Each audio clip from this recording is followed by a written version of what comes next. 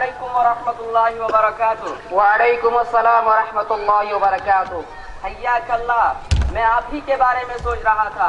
اللہ تعالیٰ آپ کی عمر دراز کرے۔ کیسے ہیں آپ؟ بارک اللہ فیک، اللہ کا فضل ہے۔ آپ یہاں کیسے؟ کیا بتاؤں، بچوں کے بارے میں پریشان ہوں۔ آپ جانتے ہی ہیں آج ماحول کیسا ہے۔ بچوں کو ایک اچھے سے اسکول میں داخل کرایا تھا، لیکن وہاں داخل کرنے کے بعد ہی ان کی سوچ بدل گئی ہے۔ نماز اور تلاوت کا تو نام ہی نہیں، ماں باپ کے ساتھ ناروا سلوک اور غلط دوستوں کا ساتھ۔ السلام علیکم ورحمۃ اللہ وبرکاتہ۔ وعلیکم السلام ورحمۃ اللہ وبرکاتہ۔ کیسے ہیں آپ لوگ؟ بس ٹھیک ہے۔ عادل بھائی سے ملاقات ہوئی، تعلیمی سسٹم اور بچوں کی حالت زار کا رونا رو رہے تھے۔ باہر کے ماحول سے تو اب کوئی بے خبر نہیں۔ ارے ہاں، تعلیمی نظام تو بہت بگڑ رہا ہے، اخلاق کا تو جنازہ ہی نکل گیا تھا، اب سنا ہے ایمان چھیننے کی بھی کوشش کی جا رہی ہے۔ اسکولوں میں جن گن من، وندے ماترم، سوریہ نمسکار اور نہ جانے کیا کیا شرکیہ چیزیں عملاً نافذ ہیں۔ ہاں بھائی، میرے دونوں بچوں کو اسکول میں یہ سب کچھ پڑھنا پڑتا ہے۔ ارے حالات اس حد تک پہنچ چکے ہیں اور پھر بھی ہم خاموش سکون سے ہیں؟ کیا ہم اپنے ایمان کا سودا کرنے کو تیار ہو گئے ہیں؟ اور ہمارے مسلمان بچے یہ سب کچھ پڑھتے ہیں اور ایسے اسکولوں میں پڑھ رہے ہیں جہاں ان کو اس طرح کے غیر اسلامی اور منافی ایمان پروگرام میں شرکت کرنی پڑتی ہے۔ عادل بھائی لیکن کیا کریں، تعلیم دلانے کے لیے سب کچھ کرنا پڑتا ہے۔ ایمان اور عقیدے کے بارے میں کمپرومائز، کیا ایک ایمان والا اس کا سوچ بھی سکتا ہے؟ کیا ہم اس حد تک پہنچ چکے ہیں کہ دنیاوی مفاد کے لیے اپنے ایمان کا سودا کر لیں؟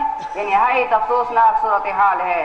افسوس، اس میں جہاں غیروں کے ساتھ سے ہیں وہیں اپنوں کی غفلت اور ایمانی کمزوری بھی بنیادی اسباب ہیں۔ لیکن بھائی، یہ صرف اسکول کا مسئلہ نہیں ہے، یہاں تو آوے کا آوا بگڑ چکا ہے، گھروں کا ماحول تباہ ہو رہا ہے، بزرگوں کا احترام ختم ہو رہا ہے، بے پردگی اور فیشن حیاداری دقیہ نصرت بن چکی ہے۔ بازاروں میں اب شریف لوگوں کا سر شرم سے جھک جاتا ہے، نماز روزہ تو اب بیچارے غریبوں کا کام بن گیا ہے۔ ہاں، جب کوئی نئی مکان تعمیر ہوتا ہے یا کوئی اس دنیا سے رخصت ہوتا ہے تو پھر برکت کے لیے قرآن پڑھا جاتا ہے، ذکر و اذکار اور تحلیلات کی محفلیں سجتی ہیں۔ کیا کیا جائے، بہت برا حال ہے، آگے پتہ نہیں کیا دیکھنا ہوگا۔ یقیناً حالات بہت بگڑ چکے ہیں، اوپر سے نیچے تک باطل نظام، شیطانی کام اور برائیاں ہی برائیاں۔ ہماری بھی تو کچھ ذمہ داری بنتی ہے۔ ذرا سوچے ہم کیا کر رہے ہیں۔ ہماری سوچ تو یہ ہے بس دنیا مل جائے چاہے آخر تباہ ہو جائے، ڈگری مل جائے چاہے ایمان بیچنا پڑے، پیسہ آ جائے چاہے وہ حرام ہی کیوں نہ۔ رونا رونے سے کچھ نہیں بنتا ہے، اس کے لیے عملی اقدام کی ضرورت ہوتی ہے۔ سب سے پہلے تو ہمیں اپنے ایمان اور اسلام کی فکر کرنی ہوگی اور پھر اپنے بچوں کی تعلیم و تربیت کا انتظام کرنا ہوگا اور ایسے اسکولوں کا قیام ہو جہاں پورا ماحول اسلامی ہے۔ افسوس تو یہ ہے کچھ فکر مند لوگ قربانیاں دے کر اسلامی ماحول والے اسکول کھولتے بھی ہیں، لیکن لوگ وہاں اپنے بچوں کو داخل کرنے کے بجائے ایسے اسکولوں میں اپنے بچوں کو داخل کراتے ہیں جہاں فیس زیادہ ہو اگرچہ ایمان بیچنے پڑے۔ ہمارے یہاں کچھ اچھے اسکول اور اکیڈمیاں بھی ہیں، اگرچہ لوگ ان کی طرف کم توجہ دیتے ہیں، یہ افسوس کی بات ہے۔ البتہ ابھی حال ہی میں ایک خالص اسلامی اور شرعی ادارہ آپ کے اسی شہر میں قائم کیا گیا ہے، جہاں بچوں کے لیے تعلیم برائی ڈگری نہیں بلکہ اس لیے ہے کہ رب کی معرفت اور رضا نصیب ہو، دنیا میں جینے کا سلیقہ آ جائے، دنیا میں عدل و انصاف قائم ہو۔ میرا بچہ ہوا پڑتا ہے، حالانکہ ابھی چند ہی دن ہوئے ہیں، لیکن مجھے ایسا لگ رہا ہے کہ مجھے کوئی گمشدہ چیز مل گئی ہو۔ بچہ ایمانی اعتبار سے، اخلاقی اعتبار سے، تربیت کے اعتبار سے اس مقام تک پہنچ چکا ہے کہ مجھے اب رشک آتا ہے۔ عادل بھائی، کون سا ادارہ، کہاں ہے؟ یہیں اسی شہر میں ضیاء القرآن نام کا ایک ادارہ ہے۔ ارے بھائی، اگر اسی شہر میں ہے تو کیوں نہ چل کر دیکھ آئیں؟ بالکل، آئیے چلتے ہیں۔ چلیے نا۔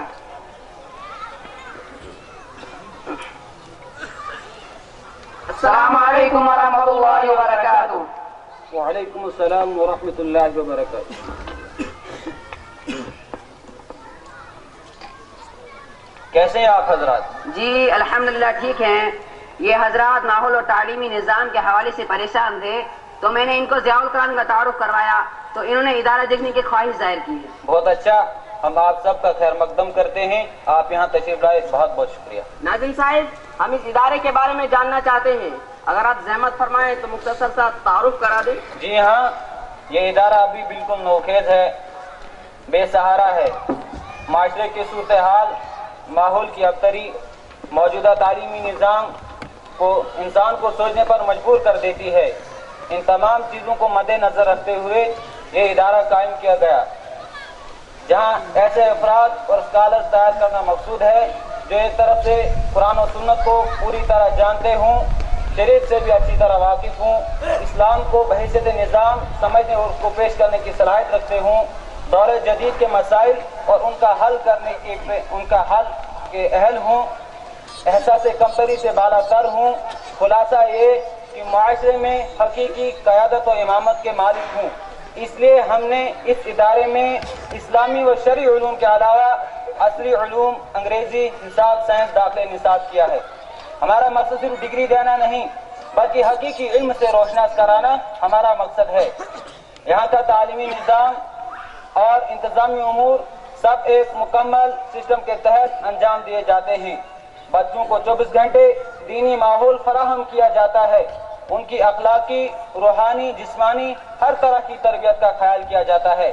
انشاءاللہ ہمیں امید ہے کہ اگر اللہ کی مدد شامل حال رہی تو ہم معاشرے کو ایک ایسی قیادت فراہم کر سکتے ہیں جو ماحول کو تبدیل کرنے کی صلاحیت رکھ سکتے ہوں گے۔ ناظم صاحب، آپ طلبہ سے ہماری ملاقات کرا سکتے ہیں؟ جی ہاں، آپ کا حکم سر آنکھوں پر، آئیے میرے ساتھ تشریف لائیے۔